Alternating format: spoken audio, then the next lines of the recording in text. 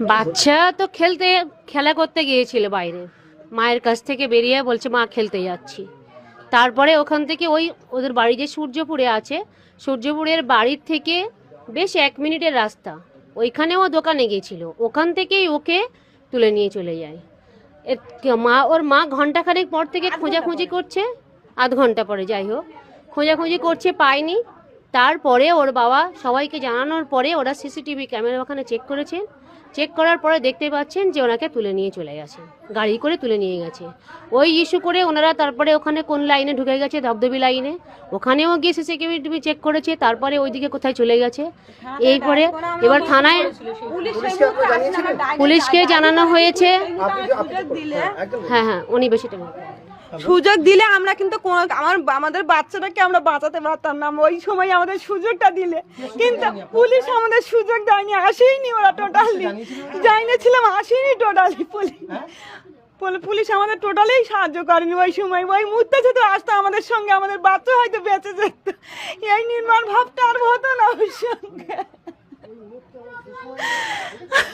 আমরা পুলিশের কাছে সাহায্য করার এই মুহূর্তের জন্য।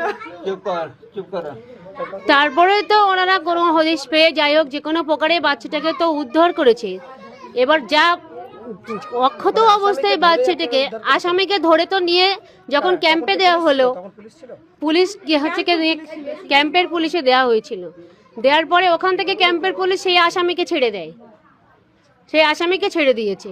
এখন আপনাদের কাছে সত্যি কাল থেকে বলে বলে তো আমাদের আর নেই, আমরা একটাই আমাদের বিচার, উপযুক্ত শাস্তি সবাইয়ের সামনে ওদেরকে যেন শাস্তি দেওয়া হয় এবং সবাইয়ের সামনে উপযুক্ত শাস্তি দিয়ে ওদেরকে ফাঁসি দেওয়া চাই, এটাই আমরা চাই। বাচ্চাকে যেভাবে কষ্ট দিয়েছে, আমি নিজে বাচ্চাকে গোসল দিয়েছি তো আমি দেখেছি, হেড টু ফুট পুরো অঙ্গটা ওকে ক্ষত বিক্ষত করেছে। তৃণমূল কংগ্রেসের তরফে যারা এসেছিলেন কি বললেন? হ্যাঁ, তৃণমূল কংগ্রেসের তরফে যারা এসেছিলেন তারা কি বললেন?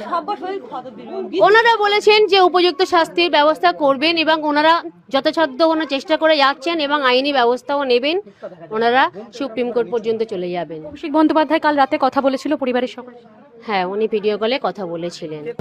মুখ্যমন্ত্রী আমাদের কি আশা দিয়েছে? কাল আসবে উনি বলেছে, আমাদের বিচার দেবে বলেছে, আমরা সেই অপেক্ষায় আছি যে আমরা যেন সঠিক বিচারটা পাই, আমরা যেন। যারা আসছেন প্রত্যেকেই পাশেন, সারা শরীরে ক্ষত বিক্ষত। ধর্ষণই অবশ্যই করেছে, তো ধর্ষণই তো করেছে।